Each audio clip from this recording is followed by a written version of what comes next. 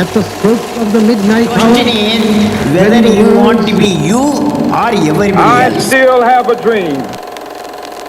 Patria o muerte. 10 ലക്ഷം പേരാണ് ഒരു വർഷം UPSC സിവിൽ സർവീസ് എക്സാം എഴുതുന്നത്. എന്നാൽ അപേക്ഷകരുടെ എണ്ണം ഇതിനേക്കാൾ കൂടുതലാണ്. ഇതിൽ 10,000 പേര് മാത്രമാണ് മെയിൻസ് പരീക്ഷ എഴുതുന്നത്. ഇതിൽ നിന്നും 2,000 പേരാണ് ഇൻ്റർവ്യൂവിനെത്തുന്നത്. അതിൽ 1,000 പേര് മാത്രമാണ് സിവിൽ സർവീസ് എക്സാമിൻ്റെ അവസാന ഘട്ടത്തിലെ റാങ്ക് ലിസ്റ്റിലേക്ക് എത്തുന്നത്. ഇതിലൊരു 100 പേർക്ക് കൂടിപ്പോയി കഴിഞ്ഞാൽ IAS കിട്ടും. ചില സമയത്ത് കൂടാറുമുണ്ട്. എന്നാലും ഇത്ര പേർക്ക് മാത്രമേ IAS കിട്ടുന്നുള്ളൂ. 100 പേർക്ക് IPS കിട്ടുന്നുണ്ട്. എന്താണ് IAS? എന്താണ് IAS ഇത്രയും ഗ്ലാമറസ് പോസ്റ്റായി മാറിയത്? ഒറ്റ ഉത്തരം, അത് നൽകുന്ന പവർ.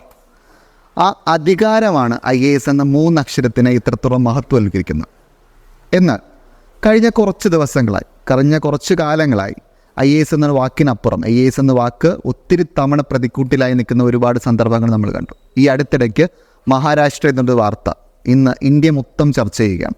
പൂജ കേത്കർ കേവലം ഒരു അധികാര ദുർവിനിയോഗം മാത്രമായിരുന്ന വാർത്ത ഇന്ന് ഇവോൾവ് ചെയ്ത് UPSCയുടെ വരെ വിശ്വാസ്യത ചോദ്യം ചെയ്ത തലത്തിലേക്ക് അത് വളരുകയാണ്. പല തലങ്ങളിൽ നടന്ന അഴിമതികൾ, ഡോക്യുമെൻ്റ് ഫോർജിങ് അടക്കമുള്ള ഒത്തിരി കാര്യങ്ങൾ ഇതിലോട്ട് കടന്നു വരിക. ക്ലിയർ IAS ചർച്ച ചെയ്യുകയാണ് ഇരുതല മൂർച്ചയുള്ള സിവിൽ സർവീസ് എന്ന വാളിനെ പറ്റി.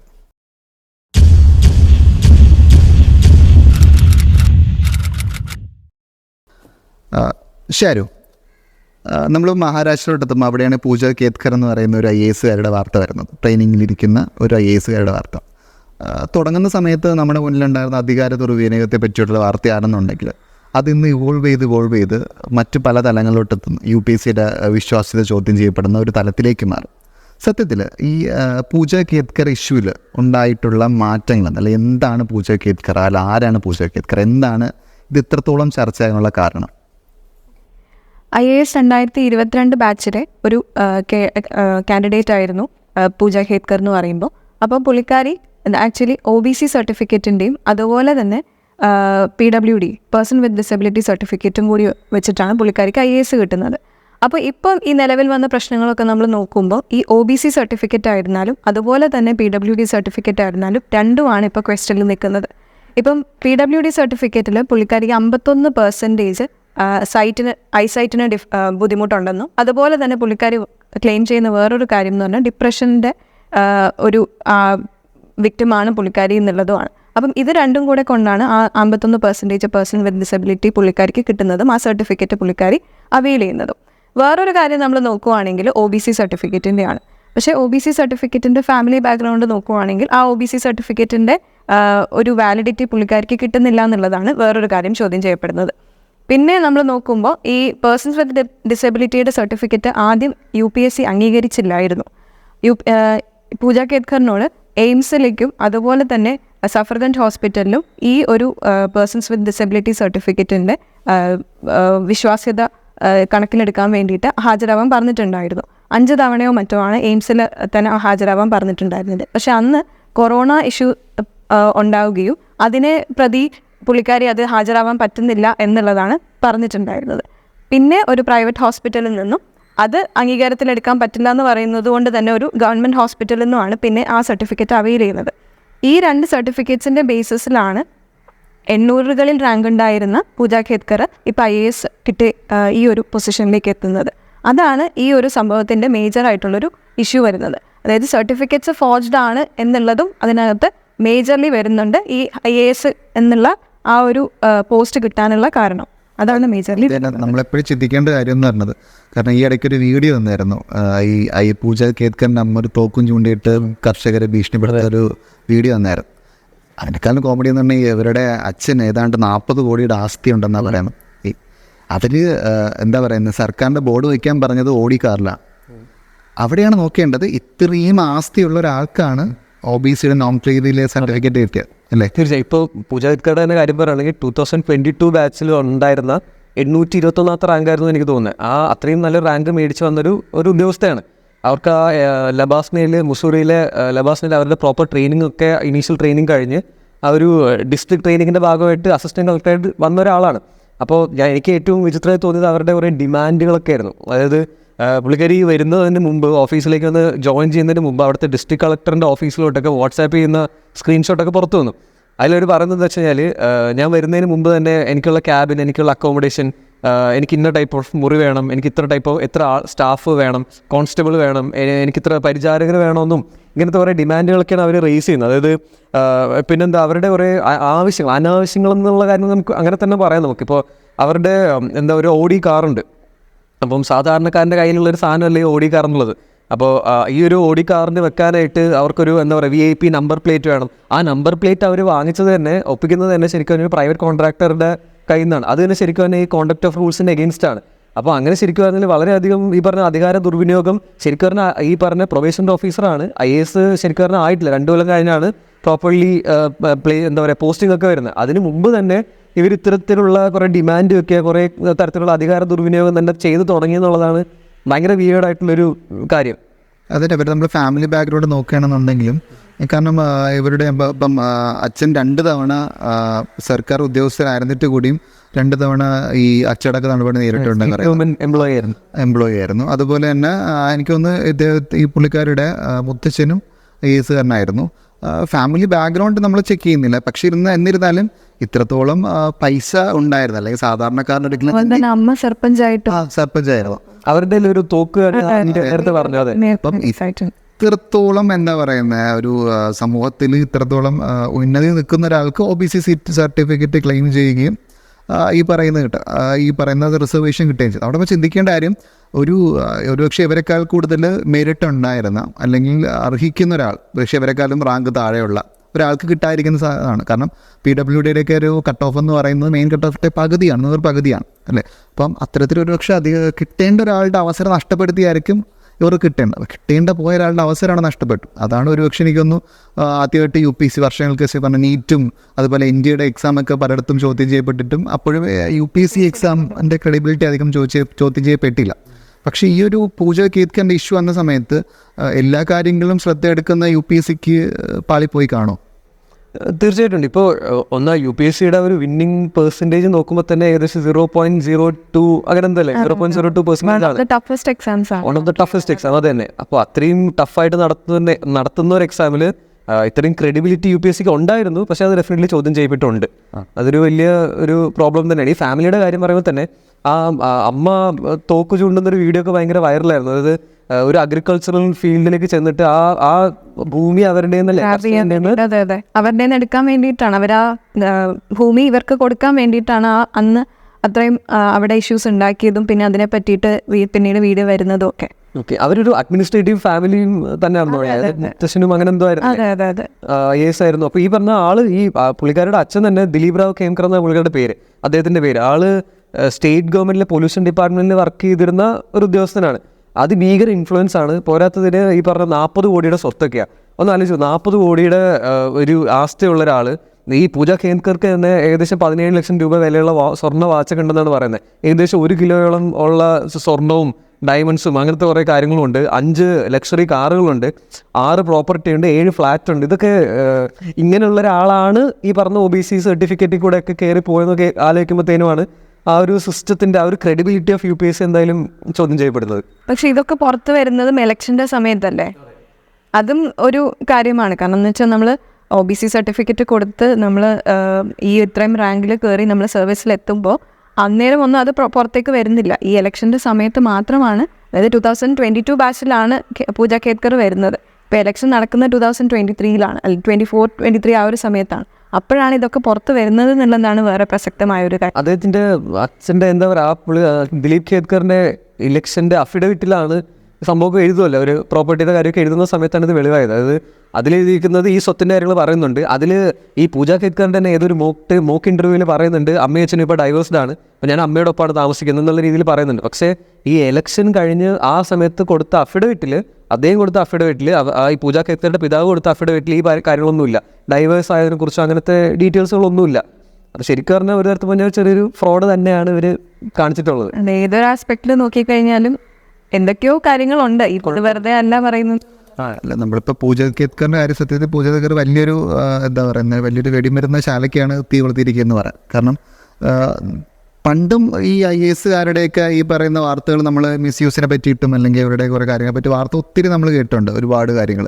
പക്ഷേ സോഷ്യൽ മീഡിയയുടെ വരവോട് കൂടിയിട്ട് ഈ പറയുന്ന ഒരു സെലിബ്രേറ്റ് ചെയ്യുന്നൊരു പരുവത്തിലോട്ട് മാറിയിട്ടുണ്ട് അല്ല. ഈ സിവിൽ സർവൻസ് ഓഫീസിലോട്ട് വന്നിറങ്ങുന്ന റീല്, അല്ല ഒരു പരിപാടിക്ക് വരുന്ന റീല്, സ്കൂൾ ഉദ്ഘാടനം ചെയ്യാൻ വന്ന അത് റീല്, ആരെങ്കിലും ആശ്വസിപ്പിച്ച് അത് റീല്. അതായത് ഇവരൊരു പണ്ടൊക്കെ വാർത്തയിൽ വരിക എന്നതൊക്കെ ആയിരുന്നു എന്നുണ്ടെങ്കിൽ ഒരു ലൈം ലൈറ്റിൽ നിറഞ്ഞിരിക്കാനായിട്ട് അല്ലെങ്കിൽ റീലുകളുടെ ഭാഗമാകാൻ വേണ്ടിയിട്ട് അവർ എന്ത് ചെയ്യുന്നത് ശ്രദ്ധിക്കുന്നതായിട്ട് പലപ്പോഴും കാണുന്നുണ്ട്. അപ്പം നമ്മുടെ ഈവൻ കേരളത്തിലായിരുന്നാലും ശരി പല ആൾക്കാർ അങ്ങനെ സെലിബ്രേറ്റ് ചെയ്യപ്പെടാൻ ഇഷ്ടപ്പെടുന്ന കുറേ സിവിൽ സർവൻസ് വന്നു. അത് പലപ്പോഴും അവരുടെ കുറേ കാര്യങ്ങൾ കോംപ്രമൈസ് ചെയ്യുന്നതായിട്ട് തോന്നിയിട്ടുണ്ട്. ശ്രാവൺ എന്താ പറയുന്നത്? തീർച്ചയായും നമ്മൾ അനോണിമിറ്റി എന്നൊരു സാധനം ഞാൻ പണ്ടവിടെ വായിച്ചിട്ടുള്ളതാണ്. അനോണിമിറ്റി എന്ന് വെച്ചൊരു ഓഫീസറിലെ ക്വാളിറ്റി തന്നെയാണ്. അതായത് നമ്മൾ സമൂഹത്തിൽ ഈ പറഞ്ഞ IAS ആയും IPS ഒക്കെ ആയിട്ട് വർക്ക് ചെയ്യുമ്പോഴത്തേനും നമുക്കൊരു അനോണിമിറ്റി കീപ്പ് ചെയ്യണം എന്നുള്ളതുണ്ട്. പക്ഷേ ഇപ്പോൾ നമ്മൾ കാണുന്ന ഇപ്പോൾ വൈശാഖ് പറഞ്ഞ പോലെ തന്നെ കുറേ പേര് റീൽ ഉണ്ടാക്കാൻ രാവിലെ തന്നെ ഒരു 5-6 ഫോട്ടോഗ്രാഫർമാരായിട്ടും സോഷ്യൽ മീഡിയ ഹാൻഡിലേഴ്സായിട്ടൊക്കെ ഇവരെല്ലാവരുമായിട്ടാണ് പൊതുനിരത്തിലേക്ക് ഇറങ്ങുന്നത് തന്നെ. അതിൽ എനിക്ക് പറയാനുള്ള ഒരു എക്സാമ്പിളായിട്ട് തോന്നിയത് ഒരു ശൈലേഷ് കുമാർ യാദവിനെ കുറിച്ചാണ്. പുള്ളി ത്രിപുര കാർഡനിലുള്ള ഒരു ഓഫീസറാണ്. അദ്ദേഹത്തിൻ്റെ ഒരു വീഡിയോ ഭയങ്കര വൈറലായിരുന്നു.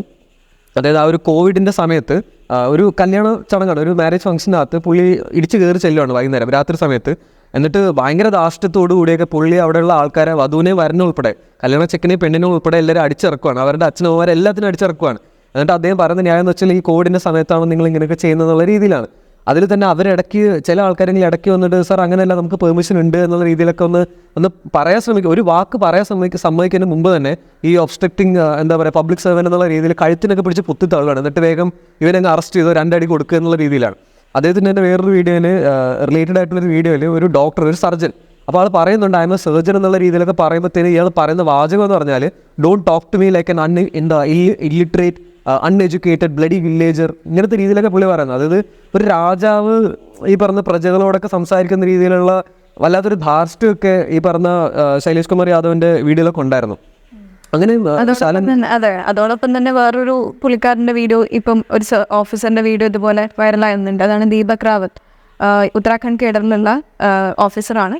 പുള്ളിയും ഇതുപോലെ തന്നെ നേരത്തെ പറഞ്ഞ പോലെ തന്നെ റീൽസ് എന്നുള്ളൊരു കോൺസെപ്റ്റ് അല്ലെങ്കിൽ ലൈം ലൈറ്റ് എന്നുള്ള കോൺസെപ്റ്റിൽ പോയിട്ട് ഓരോയിടത്തും ഈ നമ്മുടെ റേഷൻ ഷോപ്സും അങ്ങനെയുള്ളിടത്തൊക്കെ പോയിട്ട് ഇത് പ്രോപ്പർ അല്ല, അതിങ്ങനെയാണ്, അതായത് അവരുടെ ഫാമിലി അടക്കം ലൈം ലൈറ്റിൽ എക്സ്പോസ് ചെയ്യുന്ന പോലെ തന്നെയാണ്. പക്ഷേ ഇതൊക്കെ താഴെത്തട്ടിലുള്ള ആൾക്കാരോട് മാത്രമാണിത്, അല്ലാതെ വലിയ നമ്മുടെ സമൂഹത്തിൽ ഉന്നതങ്ങളിൽ നിൽക്കുന്നവരോടൊന്നും ഇതൊന്നും നടക്കുന്നില്ല.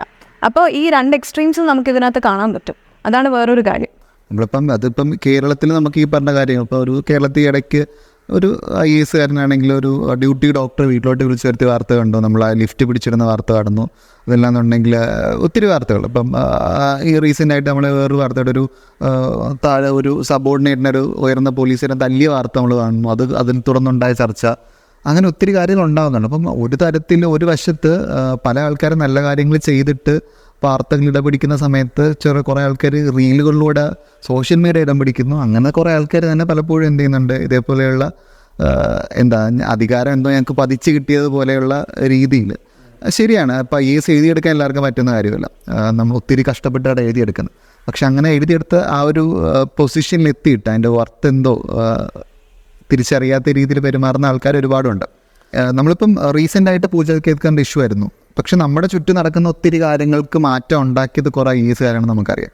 പക്ഷെ അപ്പോഴും ഒത്തിരി പ്രശ്നങ്ങൾ ഉണ്ടാക്കുന്ന അല്ലെങ്കിൽ ഇരിക്കുന്ന പദവിക്ക് ചേരാത്ത രീതിയിൽ പെരുമാറുന്ന ഒരുപാട് IAS-കാരും IPS-കാരും സിവിൽ സർവൻസും ഒക്കെ നമ്മുടെ നാട്ടിലുണ്ട്. സത്യത്തിൽ ഈ പൂജ കേത്കർ എന്ന് പറയുന്ന ഒരാൾ തീരുന്നതാണോ അല്ലെങ്കിൽ അങ്ങനെ ഒറ്റപ്പെട്ട സംഭവമാണോ ഇന്ത്യയിൽ?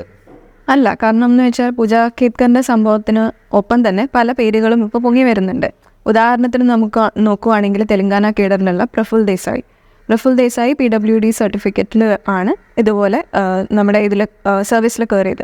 പുള്ളിയുടെ പ്രശ്നം എന്ന് വെച്ചാൽ ലെഫ്റ്റ് ലെഗിൽ പോളിയോ വന്നിട്ടുണ്ടായിരുന്നു. പക്ഷേ ഇപ്പോൾ സോഷ്യൽ മീഡിയയിൽ കൂടി പ്രചരിക്കുന്ന ചിത്രങ്ങൾ നമ്മൾ കണ്ടു കഴിഞ്ഞാൽ അതങ്ങനെ അല്ല എന്നുള്ള പല അലിഗേഷൻസ് പുള്ളിക്ക് എഗൻസ്റ്റും വരുന്നുണ്ട്. വേറൊരാളെന്ന് പറയുമ്പോൾ നമ്മുടെ കേരളത്തിലുള്ള അസഫ് യൂസഫ്, പുള്ളി OBC സർട്ടിഫിക്കറ്റിൻ്റെ നോൺ ക്രീമി ലെയർ അച്ചീവ് ചെയ്തു എന്നുള്ളതാണ്. പക്ഷേ ഫാമിലി ഇൻകം നോക്കിയാലും അല്ലെങ്കിൽ പുള്ളിയുടെ ഫാമിലി ബാക്ക്ഗ്രൗണ്ട് നോക്കിയാലും അത് പുള്ളി ഫോർജ് ചെയ്തു എന്നുള്ളത് തന്നെയാണ് ഇപ്പോഴും അതിനെ പറ്റിയിട്ടും കുറേ ഡിസ്കഷൻസ് വരുന്നത്. അപ്പം ഈ പൂജ ഖേത്കർ എന്ന് പറയുന്നത് ഒരു ഒറ്റപ്പെട്ട സംഭവമല്ല.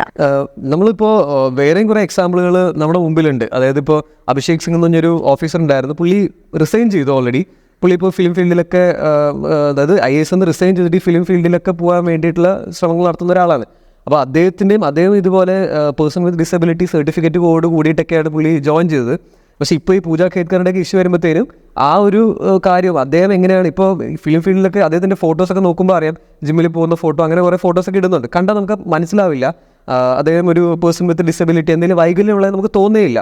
അദ്ദേഹത്തിൻ്റെ ആ ഒരു അന്ന് കൊടുത്ത സർട്ടിഫിക്കറ്റിൻ്റെ ഇത് വെച്ചിട്ട് 2 കാലുകൾക്കും ശരിക്കും ചലനശേഷി ഇല്ല, ലോക്കോമോട്ടീവ് ഡിസബിലിറ്റി ഉണ്ട് എന്നുള്ള രീതിയിലാണ് കൊടുത്തത്. അപ്പോൾ അങ്ങനെയുള്ള കുറേ പേര് നമ്മുടെ മുമ്പിലുണ്ട്. ഉദാഹരണത്തിന് പറയുകയാണെങ്കിൽ ഇപ്പോൾ ഡൽഹി അസംബ്ലി തന്നെ ശരിക്കും പറഞ്ഞൊരു രാജശേഖർ എന്ന് പറഞ്ഞൊരു IAS ഓഫീസർക്ക് എന്താ പറയുക, അദ്ദേഹത്തിന് ഡിസബിലിറ്റി പ്ലസ് OBC സർട്ടിഫിക്കറ്റ് ഇതേപോലെ ചെയ്ത കാര്യത്തിന് പറഞ്ഞിട്ടുണ്ടായിരുന്നു. പിന്നെ പ്രിയാൻഷു ഖട്ടി എന്നൊരു IAS ഓഫീസർ ഉണ്ടായിരുന്നു.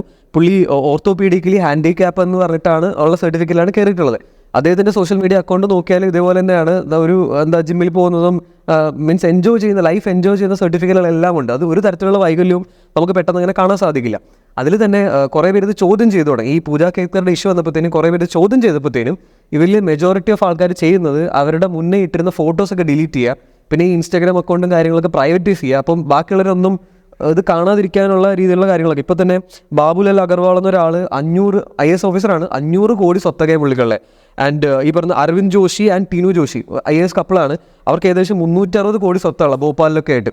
അപ്പോൾ ദെൻ സമീർ വിഷ്ണു എന്ന ഒരാൾ ഛത്തീസ്ഗഡിലാണ്. ഈ കോൾ ട്രാൻസ്പോർട്ടേഷനൊക്കെ വരുന്ന സമയത്ത് അതിന് ചില ഒത്താശ ചെയ്ത് കൊടുക്കുന്നതിന് ഓരോ ദിവസവും ജസ്റ്റ് ഇമാജിൻ ഓരോ ദിവസവും 2-3 കോടി രൂപയൊക്കെയാണ് ഈ സമീർ വിഷ്ണുവൊക്കെ കിട്ടിയിട്ടുള്ളത്. അപ്പോൾ അങ്ങനെ നോക്കുകയാണെങ്കിൽ ഒരുപാട് ആൾക്കാർ ശരിക്കും പറഞ്ഞാൽ അവരുടെ അധികാരം കിട്ടിയതിന് ശേഷം ദുർവിനിയോഗം ചെയ്യുന്നുണ്ട്, ഉറപ്പായിട്ടും ചെയ്യുന്നുണ്ട്. അവരുടെ ചെയ്യേണ്ട കടമകളെ മറന്നുകൊണ്ടോ ഇല്ലെങ്കിൽ അതിനെ മാറ്റിവെച്ചത് കൊണ്ടോ കുറേ പേര് വേണ്ടാത്ത കാര്യങ്ങൾ കുറേ ചെയ്യുന്നുണ്ടെന്നുള്ളത് സത്യമാണ്.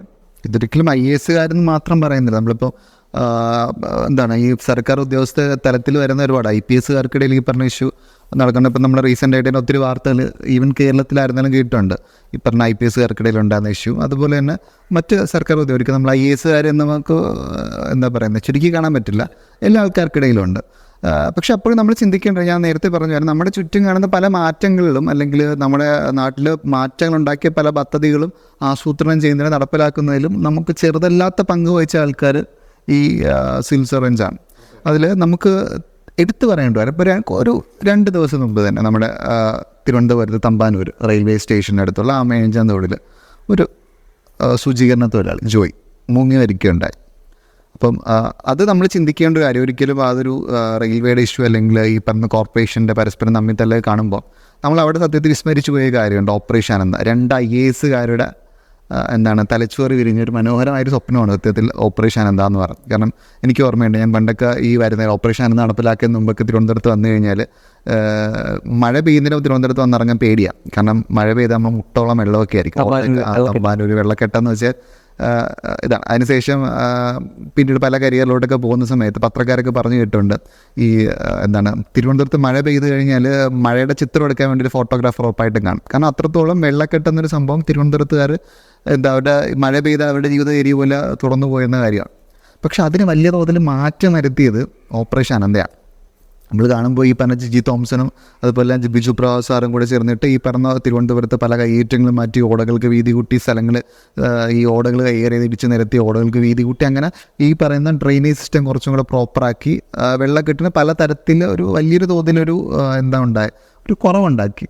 പക്ഷെ എന്തുകൊണ്ടോ ഈ പറയുന്ന ആൾക്കാരൊക്കെ മാറിയതിന് ശേഷം പിന്നെ അതിനുശേഷം ഒരുപാട് ജില്ലാ കളക്ടർമാർ വന്നു, കുറേ പേര് ഈ പറഞ്ഞ സാധനം ടേക്കപ്പ് ചെയ്ത് മുന്നോട്ട് കൊണ്ടുപോയി. എന്നാൽ പൂർണ്ണമായിട്ട് ഓപ്പറേഷൻ ആനന്ദ വിജയം കണ്ടിട്ടില്ല. ഒരുപക്ഷെ ഓപ്പറേഷൻ ആനന്ദ വിജയം കണ്ടിരുന്നുണ്ടെങ്കിൽ ജോയ് ഒരിക്കലും അതെ. ഇപ്പോൾ 2019 വരെ നമ്മൾ നോക്കുകയാണെങ്കിൽ ഏകദേശം ഡോക്ടർ വാസുകി മാം ആയിരുന്നു കളക്ടർ. പുള്ളിക്കാരി വരെയും പിന്നെയും ആ സിവിൽ സർവൻസിൻ്റെ നേതൃത്വത്തിൽ എന്നുള്ള ഒരു കോൺസെപ്റ്റ് ആ ഒരു ഓപ്പറേഷൻ ആനന്ദയ്ക്ക് വന്നു. പക്ഷേ മെല്ലെ ആ ഒരു സിവിൽ സർവൻസിൻ്റെ നേതൃത്വം എന്നുള്ളത് അവിടേക്ക് മാറി ഫുള്ളി കോർപ്പറേഷൻ അല്ലെങ്കിൽ റെയിൽവേ എന്നുള്ളതിലേക്ക് മാത്രം ചുരുങ്ങേണ്ടി വന്നിട്ടുണ്ട്. അതുകൊണ്ട് തന്നെയാണ് ഈ ഒരു ഇൻസിഡൻറ്റ് ഇപ്പം നമ്മൾ കണ്ടതും. ഇപ്പം ഒരാഴ്ചയ്ക്ക് മുന്നേ ഈ ഒരു ആഴ്ചയിൽ തന്നെയാണ് ഈ ഒരു ഇൻസിഡൻറ്റ് നടന്നതും. അതൊക്കെ ഇത്രയും വേഴ്സ് ആവാൻ കാരണം എന്ന് പറയുന്നത് ബ്യൂറോക്രസി ആസ് എ ഹോൾ, അല്ലെങ്കിൽ സർക്കാരുകൾ മാത്രം മാറി അങ്ങനെയുള്ളൊരു ഒരു കാര്യം നടപ്പിലാക്കാണ്ട് ബ്യൂറോക്രസി എന്നുള്ള ഒരു സപ്പോർട്ടും അതിനുണ്ടായിരുന്നെങ്കിൽ ഇങ്ങനെ ഒരു ഇൻസിഡൻറ്റ് നമുക്ക് ഒഴിവാക്കാമായിരുന്നു. അല്ലേ? അതെ, ഇപ്പോൾ ജിജി തോമസ് സാറിൻ്റെ ഒരു വീഡിയോ 2 ദിവസം മുമ്പ് അങ്ങനെ കണ്ടതാണ്. അത് സാറ് പറയുന്നുണ്ടായിരുന്നു, നമ്മൾ ബിജു പ്രഭാകർ സാറും ഞാനും ഒക്കെ ചേർന്ന്, അത് പുള്ളി പറയുന്നതാണ്, ചെയ്ത് ഓൾമോസ്റ്റ് ഒരുവിധം സക്സസ്ഫുൾ ആക്കിക്കൊണ്ടിരുന്ന ഒരു പ്രൊജക്റ്റ് ആണ് എന്താ. അപ്പോൾ അതിൻ്റെ ബെനിഫിറ്റ്സ് ഉണ്ടായിരുന്നു താനും. അത് കണ്ടിന്യൂ ചെയ്ത് പോയിരുന്നു, നമ്മൾ ചെയ്ത് പ്രൂവ് ചെയ്ത് കാണിച്ചു. അപ്പോൾ അത് കണ്ടിന്യൂ ചെയ്ത് പോയിരുന്നെങ്കിൽ ഇപ്പോൾ ഈ പറഞ്ഞ ജോയ്ക്ക് ഉണ്ടാവുന്ന പോലത്തെ ഇൻസിഡൻറ്റ് ഉണ്ടാവുമായിരുന്നില്ല എന്നുള്ള കാര്യം ജിജി തോമസ് സാർ കുറച്ച് ദിവസം മുമ്പ് പറയുന്നുണ്ടായിരുന്നു. അപ്പോൾ അത് വാലിഡ് ആയിട്ടൊരു ഒബ്സർവേഷൻ തന്നെയാണ്. നമ്മൾ ഇതിനൊപ്പം പറയുന്നതിൻ്റെ ഒപ്പം തന്നെ ശരിക്കും പറഞ്ഞാൽ നമ്മൾ കുറേ IAS കുറിച്ചും IPS കുറിച്ചും കുറേ മോശമൊക്കെ പറയുകയാണ്. ചിലരെങ്കിലും പറയും ഇപ്പോൾ നിങ്ങൾ ആസ്പിരൻസ് ആയിരുന്നു, നിങ്ങൾ എഴുതിയിട്ട് കിട്ടാത്തതിൻ്റെ ഡെസ്പിറേഷനിലാണ് ഇത് പറയണതൊക്കെ. അപ്പോൾ അതിൻ്റെ ഒപ്പം തന്നെ നമ്മൾ പറയേണ്ട ഒരു കാര്യമാണ് ശരിക്കും തന്നെ കുറച്ചെങ്കിലും ഇഷ്ടംപോലെ ആൾക്കാർ, മെജോറിറ്റി ഓഫ് ഈ പറഞ്ഞ സിവിൽ സർവൻസ് എന്തായാലും വളരെയധികം കുറേ എന്താ പറയുക, നല്ല നല്ല കാര്യങ്ങൾ ചെയ്തു വെച്ചിട്ടുള്ള കുറേ കാര്യങ്ങളുണ്ടാവും. ഇപ്പോൾ വാസുകി മാമിൻ്റെ കാര്യം തന്നെ പറയും. വാസുകി മാം പ്രളയകാലത്തിന് ആലോചിച്ച് കഴിഞ്ഞാൽ വാസുകി മാമായിരുന്നു ഇവിടുത്തെ ഒരു ഹീറോ ആയിരുന്നു, ഒരു സ്റ്റാർ ആയിരുന്നു. അപ്പോൾ വാസുകി മാം പിന്നെ അത് മാത്രമല്ല അനുപമ മാം ഉണ്ടായിരുന്നു. അനുപമ മാം തൃശ്ശൂരായിരുന്നു കളക്ടറായിരുന്ന സമയത്ത്. കൃഷ്ണതേജ സാറിൻ്റെത് സബ് കളക്ടറായിരുന്നു. ആലപ്പുഴയിലൊക്കെ സബ് കളക്ടറായി വന്ന സമയത്ത് ഈ പറഞ്ഞ ആദ്യം അവിടെ ജസ്റ്റ് ഒന്ന് ഫുള്ളൊന്ന് റോന്ത് ചുറ്റി സ്ഥലമൊക്കെ മനസ്സിലാക്കിയിട്ടുണ്ടായിരുന്നു പുള്ളി. ഈ പ്രളയം വന്ന സമയത്ത് പുള്ളി ആ സ്ഥലം ശരിക്കും മനസ്സിലായിരുന്നത് കൊണ്ട് വിത്തിൻ 48 hours 2 ദിവസത്തിനുള്ളിലാണ് 2 ലക്ഷം പേരെ പുള്ളി പെട്ടെന്ന് ഒഴിപ്പിച്ചെടുത്തത്. അത് മാത്രമാണ്. ഇപ്പോൾ നമ്മുടെ രാജമാണിക്യം സാറുണ്ട്, ഉമേഷ് സാറുണ്ട്. അപ്പോൾ രാജമാണിക്യം സാറും ഉമേഷ് സാറും ഒക്കെയാണ് നമ്മളൊരു വീഡിയോ കണ്ടിരുന്നത്, ഭയങ്കര വൈറലായിരുന്ന ഒരു കണ്ടന്റ്. അതായത് ഒരു ചാക്കൊക്കെ ചുമന്നിട്ട് ഈ ലോറിയിൽ അരിച്ചാക്കൊക്കെ കൊണ്ടുവന്നു ഈ റീഹാബിലിറ്റേഷൻ സെൻ്ററിലൊക്കെ വരുന്ന കൊടുക്കാനായിട്ട്. അപ്പോൾ പെട്ടെന്ന് ആളില്ലാത്തതുകൊണ്ട് ഇവർ തന്നെ പെട്ടെന്ന് ചാക്കൊക്കെ ചുമന്ന് കയറ്റിയും കൊണ്ടുപോവാണ്. ശരിക്കും അതാണ് സിവിൽ സർവൻസ്. നമ്മൾ വിചാരിക്കുന്നത് എന്താ പറയുക, ഇങ്ങനെ റൂമിനകത്ത് ഇങ്ങനെ ഇരിക്കുന്ന AC റൂമിനകത്ത് ഇരിക്കുന്ന ഒപ്പിടുന്നു. പക്ഷേ ഇവരൊക്കെ നമ്മുടെ മുമ്പിൽ ശരിക്കും നല്ല റോൾ മോഡൽസും നല്ല എക്സാമ്പിളുകളുമായിട്ട് ഉണ്ടായിരുന്നു. നമ്മളത് അതിൽ ഒരിക്കലും മാറ്റി നിർത്താൻ പറ്റത്തുള്ള നമ്മുടെ IPS വിജയൻ സാർ. പക്ഷേ നമ്മുടെ ഈ കുട്ടികൾക്കിടയിൽ ഈ സ്റ്റുഡൻസ് പോലീസ് കേഡറ്റ് എത്രത്തോളം ഫലപ്രദമാണ് എന്ന് ചോദിച്ചു കഴിഞ്ഞാൽ നമുക്ക് പ്രത്യേകിച്ച് എന്താ പറയുക പറയേണ്ട ആവശ്യമില്ല. കാരണം ഈ കുട്ടികൾക്കിടയിലൊക്കെ ലഹരി ഉപയോഗമൊക്കെ വളരെ കൂടി നിൽക്കുന്ന സന്ദർഭത്തിൽ ഈ പറഞ്ഞ സ്റ്റുഡൻസ് പോലീസ് കേഡറ്റുകളൊക്കെ സ്കൂളിൽ ചെയ്യുന്നത് ഭയങ്കര വലിയ സേവനം. പുണ്യം പൂങ്കാവൻ അത് പുള്ളി കൊണ്ടുവന്ന പദ്ധതികളാണ്. പക്ഷെ അങ്ങനത്തെ ഒത്തിരി പദ്ധതികൾ കൊണ്ടുവന്ന ഒരുപാട് ആൾക്കാർ ഇന്നുമുണ്ട്. അതെ, കേരളത്തിലേക്ക് പുറത്ത് ഇപ്പോൾ നമ്മൾ നോക്കുവാണെങ്കിൽ തന്നെ നമുക്ക് ഒരുപാട് എക്സാമ്പിൾസ് നമുക്ക് അല്ലാണ്ടും കാണാം. ഇപ്പം നമ്മൾ കേരളത്തിന് മാത്രമാണ് നമ്മളിപ്പോൾ തന്നെ ഡിസ്കസ് ചെയ്തത്. ഇപ്പം UP ദിവ്യ മിത്തൽ മാം, പുള്ളിക്കാരിയാണ് 76 വർഷമായിട്ട് UP ലഹുരിയ ദഹി എന്ന് പറഞ്ഞുള്ള സ്ഥലത്ത് കുടിവെള്ളമില്ല, പൈപ്പ് ലൈൻ കുടിവെള്ളമില്ല. പുള്ളിക്കാരിയാണ് 76 വർഷങ്ങൾക്ക് ശേഷം അവിടുത്തെ മനുഷ്യർക്ക് ഈ ഒരു കുടിവെള്ള പദ്ധതി കൊണ്ടുകൊടുത്തത്. അതുപോലെ തന്നെ വേറൊരു IAS ഓഫീസർ നോക്കുവാണെങ്കിൽ മണിപ്പൂർ ഡിസ്ട്രിക്റ്റിലുള്ളതാണ് സെമു ട്രൈബ് എന്നുള്ള ആംസ്ട്രോങ് പാമി എന്ന് പറയുന്നത്. ഇപ്പം നമ്മൾ ഒരുപാടിടത്ത് നമ്മൾ കണ്ടിട്ടുണ്ട് ഫണ്ട് ഷോർട്ടേജ് ആണ്, അതുകൊണ്ട് ഡെവലപ്മെൻറ്റ് പദ്ധതികളൊന്നും നടക്കുന്നില്ല എന്നൊക്കെ. പക്ഷേ പുള്ളി അവിടെ എന്താ ചെയ്തതെന്ന് വെച്ചാൽ ക്രൗഡ് ഫണ്ടിങ് വഴി കാശ് ജനറേറ്റ് ചെയ്തിട്ട് 100 കിലോമീറ്റർ റോഡാണ് മണിപ്പൂരിലേക്ക് ഉണ്ടാക്കിയത്. അതായത് ആ ഒരു കണക്ടിവിറ്റിയാണ് ഇഷ്യൂ ചെയ്തത്. അതുകൊണ്ട് തന്നെ പുള്ളീനെ അറിയപ്പെടുന്നത് മിറക്കിൾ മാൻ എന്നാണ്. ആ ഒരു അച്ചീവ്മെൻറ്റ്, കണക്ടിവിറ്റി. മണിപ്പൂർ നമുക്കറിയാം നോർത്ത് ഈസ്റ്റിലാണ്, എന്തോരം അണ്ടർ ഡെവലപ്ഡ് ആയിട്ടുള്ള ഏരിയ ആണെന്ന്. ഫണ്ടിൻ്റെ ഷോർട്ടേജും മറികടന്നിട്ടാണ് പുള്ളി അങ്ങനെയൊക്കെ ഉള്ളത് ചെയ്തത്. അതുപോലെ തന്നെ മറ്റൊരു കുറേ ഓഫീസേഴ്സ് നമുക്കറിയാമല്ലോ. ശ്രാവണായിരുന്നു പണി ഈ മണിപ്പൂരിൻ്റെ ഇത് പറഞ്ഞ ആ സാറിൻ്റെ കേസ് പറഞ്ഞില്ല, നമ്മൾ ശരിക്കും എത്തിക്സ് പേപ്പറിലൊക്കെ ചോദിക്കുന്ന പോലത്തെ ഒരു കേസ് സ്റ്റഡി ക്വസ്റ്റ്യൻസ് ഉണ്ട് GS പേപ്പർ 4 എത്തിക്സ് പേപ്പറിനകത്ത്. UPSC സിവിൽ സർവീസ് മെയിൻസ് എഴുതുന്നവർക്കറിയാം. അപ്പോൾ ആ കേസ് സ്റ്റഡിയിൽ ഇതേപോലത്തെ ചോദ്യങ്ങളൊക്കെ സിറ്റുവേഷൻ ഇട്ടിട്ട് എന്താ നിങ്ങൾ ചെയ്യാൻ, നമ്മുടെ ഗവൺമെൻറ്റിൻ്റെ ഫണ്ടില്ല, റോഡ് പണിയണം, എന്ത് ചെയ്യുന്നുള്ള ചോദ്യത്തിനൊക്കെയുള്ള ഉത്തരം തന്നെയാണ് ഷാരൂഖ് പറഞ്ഞത്. എനിക്ക് പിന്നെ പറയുന്നത് ഇപ്പോൾ ജീവൻ ബാബു സാറൊക്കെ ഉണ്ട്. ജീവൻ ബാബു സാറ് ഇതേ പ്രളയകാലത്ത് തന്നെയാണ് ഒരു വീഡിയോ കണ്ട ഓർമ്മയുള്ളത്. ഒരു റീഹാബിലിറ്റേഷൻ സെൻ്ററിലോ അങ്ങനെ എന്തോ കുട്ടികൾക്ക് ഇങ്ങനെ ഭക്ഷണം കൊടുക്കുന്ന പരിപാടിയാണ്. അപ്പോൾ അതിനിടയ്ക്ക് ഒരു ചെറിയൊരു കുട്ടി പെട്ടെന്ന് വിളിച്ചിട്ട് ചേട്ടാ എന്ന് വിളിക്കും. അപ്പോൾ പുള്ളി ഇങ്ങനെ തിരിഞ്ഞു പോകും. അതിൻ്റെ ചേട്ടാ കുറച്ച് ഉപ്പെന്ന് പറയും. എന്നാൽ പുള്ളി ഭക്ഷണം കഴിക്കുന്നതിനിടയിൽ ഉപ്പ് കുറഞ്ഞു. അപ്പോൾ ചേട്ടാ ഒന്ന് ഉപ്പ് തരുന്നു. അപ്പോൾ കളക്ടറാണ് അതിൽ കൂടെ പോകുന്നത് എന്നൊരു ഇതൊന്നുമില്ല. പുള്ളി ആ ഉപ്പല്ലേ മന ഇപ്പോൾ ശരിയാക്കി തരാമെന്ന് പറഞ്ഞിട്ട് പുള്ളി ആ ഉപ്പൊക്കെ എടുത്ത് കൊടുക്കുന്നു. പിന്നെ ഇതേപോലെ കണ്ണൻ ഗോപിനാഥ് എന്നൊരു IAS ഉദ്യോഗസ്ഥനുണ്ടായിരുന്നു. പുള്ളി റിസൈൻ ചെയ്തു. 370 ആർട്ടിക്കിൾ റദ്ദ് ചെയ്തതിൻ്റെ സമയത്ത് പുള്ളി പ്രൊട്ടസ്റ്റിൻ്റെ ഭാഗമായിട്ട് റിസൈൻ ചെയ്തു. അപ്പോൾ അദ്ദേഹവും ഇതേപോലെ ഈ പറഞ്ഞ ഫ്ലഡിൻ്റെ സമയത്തൊക്കെ ഇവിടെ വന്നിട്ടുണ്ടായിരുന്നു. നിപ്പയുടെ സമയത്ത് TK ജോസ് സാർ കാലിക്കറ്റിലെ കളക്ടറാണ്. അദ്ദേഹത്തിൻ്റെ പ്രവൃത്തികളും അതുപോലെ അത്രയും അടിപൊളിയായിരുന്നു. അതായത് അത്രയും ഫാൻ ബേസ് അവർക്കുണ്ട്. അല്ല, നമ്മൾ പുറത്തോട്ടാണെങ്കിൽ തന്നെ നമുക്ക് നോർത്ത് ഈസ്റ്റിൽ ഡോക്ടർ ലക്ഷ്മിപ്രിയ, നമ്മുടെ മലയാളിയാണ്. പുള്ളിക്കാരുടെ ഈ നാഷണൽ ഹെൽത്ത് മിഷൻ്റെ ആയിട്ടുള്ള പ്രവർത്തനത്തിന് അന്ന് ബിൽ ഗേറ്റ്സ് ആണ് ഇവർ പ്രശംസിക്കുന്നുണ്ട്. അപ്പം ചെയ്ത ആൾക്കാർ ഒരുപാടുണ്ട്. അപ്പോഴും നമുക്ക് ചിന്തിക്കേണ്ട ഒരു കാര്യം, അതായത് സത്യത്തിൽ ഈ IAS അല്ലെങ്കിൽ സിവിൽ സർവൻസിന് ഒരു ഭയങ്കര ഹൈപ്പ് കിട്ടുന്നുണ്ട്. ഈ ഹൈപ്പാണ് ഒരുപക്ഷെ എനിക്ക് തോന്നുന്നു അവരെ മറ്റ് പല അവർ ഞങ്ങളുടെ അധികാരം ഭയങ്കര സംഭവമാണെന്നൊരു തോന്നൽ അവരോട് എത്തിക്കുന്നത്. അത്രത്തെ ഹൈപ്പ് ഇതിനുണ്ടോ? ഹൈപ്പ് ഉണ്ടോയെന്ന് വെച്ചിട്ടുണ്ടെങ്കിൽ ഒരു പരിധിവരെ ഉണ്ട്. പക്ഷേ ചില ആൾക്കാർ ആ ഹൈപ്പിനെ കവച്ച് വെക്കുന്ന രീതിയിൽ പ്രവർത്തിച്ചവരുണ്ട്. ഉദാഹരണത്തിന് ഇപ്പോൾ TN ശേഷൻ, അതായത് നമ്മുടെ അച്ഛനമ്മമാരൊക്കെ പറഞ്ഞു കേട്ടിട്ടുണ്ട്. അതായത് ഈ TN ശേഷൻ ഉണ്ടായിരുന്നപ്പോഴാണ് ശരിക്കും ഇലക്ഷൻ കമ്മീഷൻ എന്നൊരു സാധനം തന്നെ ഉണ്ടായിരുന്നു എന്ന് കേട്ടിട്ടുള്ളത്, അങ്ങനെ പറഞ്ഞിട്ടുണ്ട് അവർ. ഇപ്പോൾ TN ശേഷൻ്റെ തന്നെ പല വാക്കുകളുണ്ട്. അതായത് എന്താ പറയുക, പൊളിറ്റീഷ്യൻസ് ഫോർ ബ്രേക്ക്ഫാസ്റ്റ് എന്നൊക്കെ പുള്ളി പറഞ്ഞിട്ടുള്ളത്. അതുപോലത്തെ ഒരു സ്ട്രോങ് ആയിട്ടുള്ളൊരു മനുഷ്യരായിരുന്നു. ചില പൊളിറ്റീഷ്യൻസ് പറഞ്ഞിട്ടുണ്ട്, I fear 2 things, 1 is God, 1 is him. എന്ന് പറഞ്ഞാൽ പേര് പോലും പറയില്ല, അതുപോലത്തെ പേടിപ്പിക്കുന്നൊരു പുള്ളിയായിരുന്നു. അത്രയും സ്ട്രിക്റ്റ് ആയിട്ടുള്ള, അത്രയും ഇൻറ്റഗ്രിറ്റി ഉള്ള ഒരാളായിരുന്നു TN ശേഷൻ. 1955 കാഡർ ഓഫീസറാണ്. സോ ഹൈപ്പ് എന്നുള്ള സാധനം ഡെഫിനറ്റ്ലി ഉണ്ട്, പക്ഷേ ആ ഹൈപ്പിനെ കവച്ച് വെച്ചിട്ടുള്ള ആൾക്കാരുണ്ട്. ഇപ്പം ഹൈപ്പിനെ കുറിച്ച് പറയുമ്പോൾ തന്നെ ഇവർ നേരിടുന്ന പ്രഷർ ഒരു വലിയൊരു കാര്യം തന്നെയാണ്.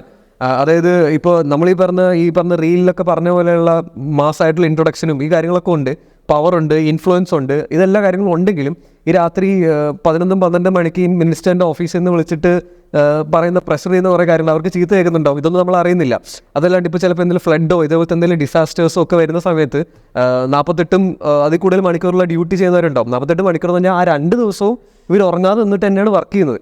അപ്പോൾ അത്രയും പ്രഷറുള്ള, അത്രയും ഇപ്പം ട്രാൻസ്ഫറിൻ്റെ കാര്യത്തിൽ തന്നെ നോക്കുകയാണെങ്കിൽ അത്യാവശ്യം പൊളിറ്റിക്സ് ഉള്ളൊരു കാര്യമാണ്. അത് ഈ പല പൊളിറ്റിക്സും ഇതിനകത്ത് നടക്കുന്നുണ്ട് ഈ ട്രാൻസ്ഫറിൻ്റെ കാര്യത്തിലൊക്കെ. പറയാൻ പറ്റുന്നത് നമുക്ക് അശോക് കേംകർ സാറിനെ പറയാം. അതെ അതെ, പുള്ളി 30 വർഷത്തിൻ്റെ സർവീസിനിടയ്ക്ക് 56 വട്ടമാണ് ട്രാൻസ്ഫർ പുള്ളിയുടെ നടന്നിട്ടുള്ളത്. അതായത് പണിഷ്മെൻറ്റ് ട്രാൻസ്ഫേഴ്സ് ആണ് ഏറ്റവും കൂടുതൽ അതിനകത്ത് പുള്ളി ചോദിച്ചു വാങ്ങിയിട്ടുള്ളത് കൊണ്ട്, അല്ലാതെ തന്നെ പണിഷ്മെൻറ്റ് ട്രാൻസ്ഫേഴ്സ് ആണ് ഏറ്റവും കൂടുതൽ നമുക്ക് അശോക് കേംകർ സാർ. അപ്പം അങ്ങനെയും നമുക്ക് നോക്കാം. അതുപോലെ തന്നെ വേറെ ഇപ്പം ഇതിൻ്റെ ഹൈപ്പ് എന്ന് നമ്മൾ പറഞ്ഞതുകൊണ്ട് തന്നെ ഒരു പേരെനിക്ക് പറയാനുള്ളതെന്ന് വെച്ചാൽ റിങ്കു റാഹിയാണ്. പുള്ളിക്കാരൻ എന്ന് പറയുന്നത് UP സ്റ്റേറ്റ് PCS ഉണ്ടായിരുന്നതാണ്. പുള്ളിക്കാരൻ ആ ഒരു അതിലെ സർവീസിൽ മാഫിയയ്ക്ക് എഗൻസ്റ്റ് ആയിട്ട് വർക്ക് ചെയ്തതുകൊണ്ട് തന്നെ ഏകദേശം 7 ഗൺ ഷോട്ട് നേരിടേണ്ടി വന്നതും ഫേഷ്യൽ ഡിഫോമിറ്റി അടക്കം നേരിടേണ്ടി വന്നതാണ്. ആ ഒരു പരിമിതിയിൽ ഇരുന്നുകൊണ്ട് അദ്ദേഹം അത്രയും വർക്ക് ചെയ്തിട്ട് ഇപ്പോൾ UPSC സിവിൽ സർവീസ് ക്ലിയർ ചെയ്തിട്ട് ഈ ഒരു civil service to all India work ചെയ്യാം എന്നുള്ള രീതിക്ക് അത്രയും സഫർ ചെയ്തിട്ടും പുള്ളിക്കാരൻ ഇതിനകത്തേക്ക് വന്നിട്ടുണ്ട്. അപ്പം നമുക്കൊരിക്കലും 2 രീതിയിൽ നമ്മളത് ബാലൻസ് ചെയ്തിട്ട് വേണം കാണാനായിട്ട്. ഇപ്പം ഈ സിവിൽ സർവീസിലേക്ക് വരുന്നത് ജീവൻ വരെ അതിലൊരു എക്സാമ്പിൾ തോന്നിയത് ഞാനൊരു ഫോറസ്റ്റ് സർവീസ് എക്സാമിന് വേണ്ടി അപ്പിയർ ചെയ്തതാണ്. അപ്പോൾ ആ സമയത്ത് നമുക്ക് ഭയങ്കര ആരാധന തോന്നിയിട്ടുള്ള ഒരു കഥാപാത്രമുണ്ട്. നമ്മൾ ശരിക്കും പറഞ്ഞാൽ ഈ IAS കുറിച്ചും IPS കുറിച്ചും ടു എൻ എക്സ്റ്റെൻഡ് IRS ആൾക്കാരെ കുറിച്ചൊക്കെ നമ്മൾ കുറെ കേൾക്കുന്നുണ്ട്. പക്ഷേ ഈ ഇന്ത്യൻ ഫോറസ്റ്റ് സർവീസ് പോലത്തെ ഒരു എക്സാമിനകത്ത് അവിടെ ശരിക്കും പറഞ്ഞാൽ അത്രയും പോപ്പുലർ, അത്രയും നല്ല സ്റ്റോറീസ് ഉള്ള കുറേ ആൾക്കാരാണ്, പക്ഷെ നമ്മൾ അധികം കേൾക്കുന്നില്ല. അതിലൊരാളായിരുന്നു ഈ ശ്രീനിവാസ് എന്നൊരു ഉദ്യോഗസ്ഥനെ കുറിച്ചാണ്. ഇന്ത്യൻ ഫോറസ്റ്റ് സർവീസ് ഉദ്യോഗസ്ഥനായിരുന്നു അദ്ദേഹം. നമ്മളിപ്പോൾ ഈ IAS കുറിച്ചും IPS കുറിച്ചും ടു ആൻ എക്സ്റ്റെൻഡ് IRS ആൾക്കാരെ കുറിച്ചൊക്കെ ഒരുപാട് പറയുന്നുണ്ടെങ്കിലും ഇവരൊക്കെ ലൈം ലൈറ്റ് നിൽക്കുന്നവരാണ്. പക്ഷേ ഒരു ഇന്ത്യൻ ഫോറസ്റ്റ് സർവീസ് ഉദ്യോഗസ്ഥൻ, പക്ഷേ നമ്മളൊരു ആസ്പെക്ടിനോട് ചോദിക്കണം നിങ്ങൾക്ക് എത്ര IFOS അറിയാൻ, അതെ, ഒരു സെലിബ്രിറ്റി സ്റ്റാറ്റസ് പക്ഷേ അവർക്ക് ഇടുന്നത്. പക്ഷേ ഇങ്ങനെ സൈലൻ്റ് ആയിട്ട് വർക്ക് ചെയ്യുന്ന ഒരുപാട് ആൾക്കാർ നമ്മുടെ ചുറ്റിലുണ്ട്. അതിലൊരാളായിരുന്നു ശരിക്കും പറഞ്ഞാൽ ഈ P. ശ്രീനിവാസ് എന്ന് പറഞ്ഞൊരു സാറ് എൻ്റെ കഥ പറയുകയാണെങ്കിൽ ഇതൊക്കെയാണ് ശരിക്കും മാസ് സ്റ്റോറി എന്ന് പറയാം. അതായത് പുള്ളി വീരപ്പൻ എന്ന് പറഞ്ഞാൽ ആ ഒരു ക്രിമിനലിനെ അറസ്റ്റ് ചെയ്തിട്ടുള്ള ഒരേ ഒരാളാണ് അദ്ദേഹം 1986. ആൻഡ് 1991 അദ്ദേഹം ഈ വീരപ്പൻ്റെ കൈകൊണ്ട് തന്നെ മരിക്കപ്പെടുന്നത്. അതായത് പുള്ളി വീരപ്പനെ സറണ്ടർ ചെയ്യുന്നുള്ള രീതിയിലൊരു ഇൻഫർമേഷൻ കിട്ടുന്നു. പുള്ളി വീരപ്പൻ്റെ അടുത്തേക്ക് പോകുന്ന സമയത്ത് പുറകിൽ നിന്നൊരു ഹെഡ് ഷോട്ട് കിട്ടി പുള്ളി മരിക്കുകയാണ്. അത് കഴിഞ്ഞിട്ട് കഴുത്ത് ഇറക്കുന്നുണ്ട് പുള്ളിയെ. അപ്പോൾ അങ്ങനെ കഴുത്തിറത്തിട്ട് ഈ തല വീരപ്പൻ ആക്ച്വലി കുറേ നാൾ സ്റ്റോർ ചെയ്തിട്ടുണ്ട്. അപ്പോൾ ഇദ്ദേഹം അവിടെ ചെയ്തിട്ടുള്ള ഇത് എന്തുകൊണ്ട് ചെയ്തു വീരപ്പൻ എന്ന് വെച്ച് കഴിഞ്ഞാൽ ഇദ്ദേഹം അവിടെ ചെയ്തു വെച്ചിട്ടുള്ള ഡെവലപ്മെൻറ്റ് ആക്ടിവിറ്റീസാണ്. അപ്പോൾ പുള്ളിക്ക് മനസ്സിലായി ആ നാട്ടിൽ കുറേ ഡെവലപ്മെൻറ്റ് കാര്യങ്ങൾ വന്നു കഴിഞ്ഞാൽ ശരിക്കും അതിൽ ആ സ്ഥലം മെച്ചപ്പെടും. അപ്പോൾ അവിടെ റോഡ് പണിതു, പാലം പണിതു, കിണർ പണിതു, വെള്ളം സപ്ലൈ കൊടുത്തു, അങ്ങനെ ജോലി കൊടുത്തു ആൾക്കാർക്ക്. ഈ പറഞ്ഞ ഗാങ്സ്റ്റേഴ്സ് ആയിട്ടുള്ള ആൾക്കാർക്ക് റീഹാബിലിറ്റേഷനുള്ള പ്രൊവിഷൻ കൊടുത്തു. അങ്ങനെ കുറേ നല്ല കാര്യങ്ങൾ അദ്ദേഹം ചെയ്തു. അപ്പം എന്നിട്ട് അദ്ദേഹത്തിന് ഇതേപോലെ കഴുത്തറുത്ത് കൊല്ലുകയാണ് ചെയ്തത്. ആ തല നമുക്ക് തിരിച്ചു കിട്ടാൻ കുറേ ആളുകളെടുത്തു. അപ്പോൾ അത്രയും എന്താ പറയുക ഹീറോയിക് ആയിട്ടുള്ള ആൾക്കാരും കൂടെ ഉണ്ടായിരുന്ന സിവിൽ സർവീസിൽ ഉണ്ടായിരുന്നു എന്നുള്ളത് നമ്മൾ എന്താ പറയുക മറന്നുകൂടാ, അതെ, വിസ്മരിച്ചുകൂടാ. നമ്മൾ ഇപ്പോൾ എന്തിനെ പറ്റി ചർച്ച ചെയ്യുന്ന സമയത്ത് സൊല്യൂഷൻ എന്ന് പറയുന്ന സാധനം വളരെ ഇമ്പോർട്ടൻ്റ് ആണ് അല്ലേ. അപ്പോൾ എന്താണ് ഈ പറയുന്ന ഇഷ്യൂസ്, അല്ലെങ്കിൽ സിവിൽ സർവൻസിൻ്റെ ഈ പറയുന്ന അധികാര ദുർവിനിയോഗം എന്ന് പറയുന്നത് സിവിൽ സർവൻസ് എന്ന് തന്നെ ഒരുപക്ഷെ ഒതുക്കി നിർത്തേണ്ട ആവശ്യമില്ല ഗവൺമെൻറ് സർവൻസിൻ്റെ ഇടയിൽ.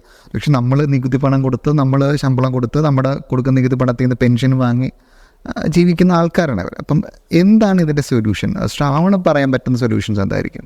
ഇതിപ്പം സിവിൽ സർവീസ് എക്സാം നേരത്തെ പറഞ്ഞാൽ 0.02% വിന്നബിലിറ്റി ഉള്ള എക്സാമാണ്.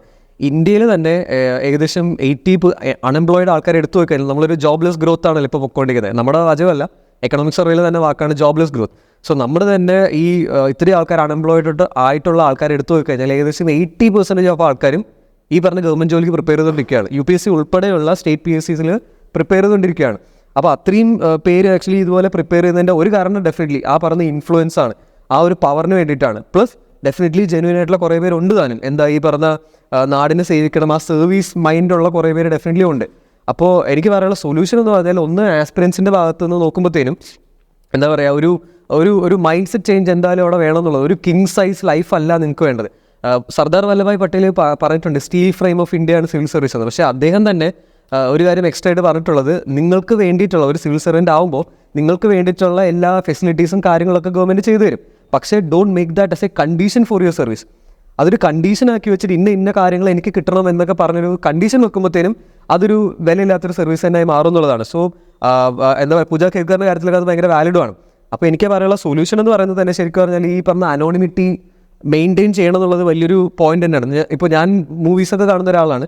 നമ്മുടെ ഈ ഡാർക്ക് നൈറ്റ് സിനിമയ്ക്കകത്ത് തന്നെ ഒരു എൻഡിങ് സമയത്ത് ഗോർഡൻ, പോലീസുകാരനുണ്ട് ഗോർഡൻ, പുള്ളി ആക്ച്വലി ബാറ്റ്മാനെ വിശേഷിപ്പിക്കുന്ന 2 വാചകങ്ങളുണ്ട്. ദാറ്റ് ഈസ് പുള്ളി ഒരു സൈലൻറ്റ് ഗാർഡിയൻ ആണ്, he's a watchful protector also. So ആ രീതിയിൽ ആ ഒരു അനോണിമിറ്റി മെയിൻറ്റെയിൻ ചെയ്ത് സൈലൻ്റ് ആയിട്ട് ഹീറോയിക് വർക്ക് ചെയ്യുന്നവർ തന്നെയാണ് നമ്മുടെ, അതാണ് ശരിക്കും വേണ്ടത് എന്നുള്ളതാണ് എൻ്റെ സൊല്യൂഷൻ. പ്ലസ് ഈ പറയുന്ന വെരിഫിക്കേഷൻ പ്രോസസ്സും UPSCക്ക് അങ്ങനെ ഒരു ചെറിയൊരു ക്രെഡിബിലിറ്റി ഇഷ്യൂ എങ്കിലും വന്നിട്ടുണ്ടെങ്കിൽ അതൊക്കെ പ്രോപ്പർലി റെക്ടിഫൈ ചെയ്ത് തന്നെ പോകുന്നത് വളരെ ഇമ്പോർട്ടൻ്റ് ആണ്. അതെ, തീർച്ചയായിട്ടും. ഇപ്പം ഇവിടെ ഒരു ഇഷ്യൂ വന്നത് പൂജ ഖേദ്കർ എന്നുള്ള ഒരു ഓഫീസറിന് മാത്രം ഒതുങ്ങി നിൽക്കുന്നതല്ല. നമ്മൾ വേറെ കുറേ ഓഫീസേഴ്സിന് ഇപ്പം പൊങ്ങി വരുന്ന കാര്യങ്ങളും ഉണ്ട്. അതേപടി തന്നെ UPSC ആസ് എ ഹോൾ ഒരു അണ്ടർ ട്രയൽ എന്ന് തന്നെ നമുക്ക് പറയാം.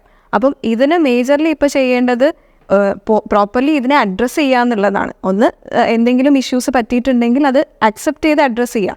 UPSC നമുക്കറിയാം ഒരു കോൺസ്റ്റിറ്റ്യൂഷണൽ ബോഡിയാണ്. അതുകൊണ്ട് തന്നെ ഒരു എക്സാമ്പിൾ സെറ്റ് ചെയ്യേണ്ടത് UPSCയുടെ ഭാഗത്തുനിന്ന് ഇമ്പോർട്ടൻ്റ് ആണ്. അപ്പോൾ അതുകൊണ്ട് ഇത് അക്സെപ്റ്റ് ചെയ്ത് ഇനി എന്ത് ചെയ്യാം, ഇതിനെ എങ്ങനെ പ്രോപ്പറായിട്ട് റെക്ടിഫൈ ചെയ്യാം, എങ്ങനെ റിപ്പയർ ചെയ്യാം, ഫ്യൂച്ചറിൽ എങ്ങനെ വരാതിരിക്കാം എന്നുള്ളത് നോക്കേണ്ടത് UPSC തന്നെയാണ്. UPSCയുടെ ഭാഗത്തുനിന്ന് അങ്ങനെ ഒരു നിലപാടുണ്ടെങ്കിൽ മാത്രമേ ഫ്യൂച്ചർ ആസ്പിറൻസിന് ഇതൊരു എക്സാമ്പിളായിട്ട്, അല്ലെങ്കിൽ ഇപ്പം എല്ലാവരും ഒരു ഡൗട്ടാണ് ആക്ച്വലി നമ്മളിതിനകത്ത് ചേരണോ, നമ്മുടെ ഇയർ ഇതിനകത്ത് കൊടുത്തു കഴിഞ്ഞാൽ ഇത് പോസിബിൾ ആണോ അല്ലെങ്കിൽ വാലിഡ് ആണോ എന്നൊക്കെ. കാരണം സർട്ടിഫിക്കറ്റ്സ് ഫോർജറി നടക്കുന്നു. കയറി കഴിയുമ്പോഴും നമുക്ക് സർവീസസ് സർട്ടിഫിക്കറ്റ്സിൻ്റെ ബേസിസിൽ അൺഡിസേർവ്ഡ് ആയിട്ടുള്ളവർക്ക് സർവീസസ് അവൈൽ ചെയ്യുന്നു. അപ്പം ഫ്യൂച്ചർ സിവിൽ സർവൻസിന് എന്തായാലും അങ്ങനെ ഒരു ഇഷ്യൂ ഉണ്ടാവും. അപ്പോൾ അതൊക്കെ പ്രോപ്പർലി അഡ്രസ്സ് ചെയ്യേണ്ടത് ഒരു കോൺസ്റ്റിറ്റ്യൂഷണൽ ബോഡി എന്നുള്ള നിലയ്ക്ക് UPSCയുടെയും അതുപോലെ തന്നെ ഗവൺമെൻറ് എൻഷുർ ചെയ്യണം. കാരണം ഗവൺമെൻറ്റിൻ്റെ പ്രൊവിഷൻസിനെ ബേസ് വെച്ചിട്ടാണ് നമുക്ക് ഈ റിസർവേഷൻ കിട്ടുന്നത്. അപ്പോൾ ഗവൺമെൻറ്റും എൻഷുർ ചെയ്യണം റിസർവേഷൻ കൊടുക്കുന്നത് പ്രോപ്പറായിട്ടുള്ള ആൾക്കാർക്ക്, അതായത് എലിജിബിൾ ആയിട്ടുള്ള ആൾക്കാർക്ക് തന്നെ കിട്ടുന്നതെന്നുള്ളത് ഗവൺമെൻറ്റും ചെക്ക് ചെയ്യണം. അപ്പോൾ ഈ വെരിഫിക്കേഷൻ ആണെങ്കിലും എല്ലാം അതിൻ്റെ സ്റ്റെപ്പിലും അതും അത്രയും പ്രോപ്പർ കണ്ടീഷൻസിൽ മാത്രം കൊണ്ടുവരണം. അതിപ്പോൾ ഈ റീനീറ്റ് എന്ന് പറഞ്ഞാൽ UPSC എന്ന് പറയാതിരിക്കുന്നത്, അങ്ങനെ ഒരു അവസ്ഥ വരുത്താതിരിക്കണം എന്നുള്ളതാണ് എൻ്റെ പോയിന്റ്. ഇപ്പോൾ ഒരു പോയിന്റ് ഞാൻ മിസ് ചെയ്ത് പോയത്, ഈ പാർലമെൻ്ററി പാനൽ ആക്ച്വലി ഇതുപോലത്തെ ഒരു ഡിസ്കഷനൊക്കെ വന്നപ്പോൾ തന്നെ അവർ പറഞ്ഞൊരു സൊല്യൂഷൻ ഈ നെയിം ആൻഡ് ഷെയിം ആണ്. അതായത് കറക്റ്റ് സമയത്ത് ഈ പ്രോപ്പർട്ടീനെ കുറിച്ചുള്ള കാര്യങ്ങളൊക്കെ ആനുവലി അവർക്ക് ഡിസ്ക്ലോസ് ചെയ്യണം. അങ്ങനത്തെ കാര്യങ്ങളെക്കുറിച്ചൊക്കെ പ്രോപ്പർലി ഡിസ്ക്ലോസ് ചെയ്യാത്ത ഓഫീസേഴ്സിനെ ജസ്റ്റ് നെയിം ആൻഡ് ഷെയിം തന്നെ, ഇങ്ങനത്തെ ഒരു ഓഫീസർ ഉണ്ട്, ആ ആളിത് ചെയ്തിട്ടില്ല എന്നുള്ളത് ഇതിന് എടുത്ത് പറഞ്ഞ് ഷെയിം ചെയ്യുക എന്നുള്ളത് ശരിക്കും പറഞ്ഞാൽ പാർലമെൻ്ററി പാനലിൽ തന്നെ പറഞ്ഞിട്ടുള്ള ഒരു സജഷനാണ്. അപ്പോൾ അങ്ങനത്തെ ഇതാണ് നമുക്ക് പറയാനുള്ളത്. നമ്മൾ നേരത്തെ പറഞ്ഞ പോലെ തന്നെ വർഷത്തിൽ ഒരു 10 ലക്ഷം പേര് എഴുതുന്ന ഏറ്റവും ഇന്ത്യയിൽ one of the toughest exam, അല്ലെങ്കിൽ ഇത് ഏറ്റവും ടഫസ്റ്റ് എക്സാം എന്ന് പറയുന്നത് സിവിൽ സർവീസ് എഴുതി അധികാരത്തിലെത്തുന്ന അല്ലെങ്കിൽ വിജയിക്കുന്ന ആൾക്കാരാണ് ഇവരെല്ലാം.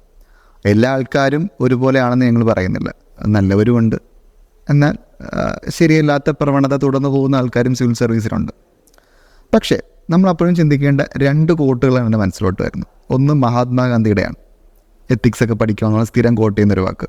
അതായത് ഒരു പദ്ധതി നടപ്പിലാക്കുക അല്ലെങ്കിൽ ഒരു തീരുമാനം എടുക്കുന്നതിന് മുമ്പ് നമ്മുടെ മുന്നിൽ വന്ന പാവപ്പെട്ടവൻ്റെയും നിസ്സഹായൻ്റെയും മുഖം മനസ്സിൽ വരണമെന്നാണ് മഹാത്മാഗാന്ധി പറഞ്ഞത്. അതുപോലെ തന്നെ വേറൊരാൾ, അമേരിക്കയുടെ 16ാം പ്രസിഡൻ്റായിട്ടുള്ള എബ്രഹാം ലിങ്കനൊരു കോട്ട് കൂടിയുണ്ട്. ഒരാളുടെ യഥാർത്ഥ സ്വഭാവം മനസ്സിലാകണമെങ്കിൽ അയാൾക്ക് അധികാരം കിട്ടണമെന്നാണ്. ആ അധികാരം കിട്ടുന്ന സമയത്ത് എന്തുകൊണ്ട് ഒരാളുടെ സ്വഭാവം മാറുന്നു? അങ്ങനെ മാറേണ്ടതാണോ അയാളുടെ സ്വഭാവം? കാരണം ഇവർക്കെല്ലാം ശമ്പളം കൊടുക്കുന്നത് നമ്മുടെ നികുതി പണം കൊണ്ടാണ്. ഇവർക്ക് ശമ്പളത്തിന് പുറമെയുള്ള ആനുകൂല്യങ്ങളും പെൻഷൻ അടക്കമുള്ള എല്ലാം കൊടുക്കുന്നത് നമ്മുടെ നികുതി പണത്തിൽ നിന്നാണ്. അത് ചോദ്യം ചെയ്യാനുള്ള അധികാരം നമുക്കുണ്ട്.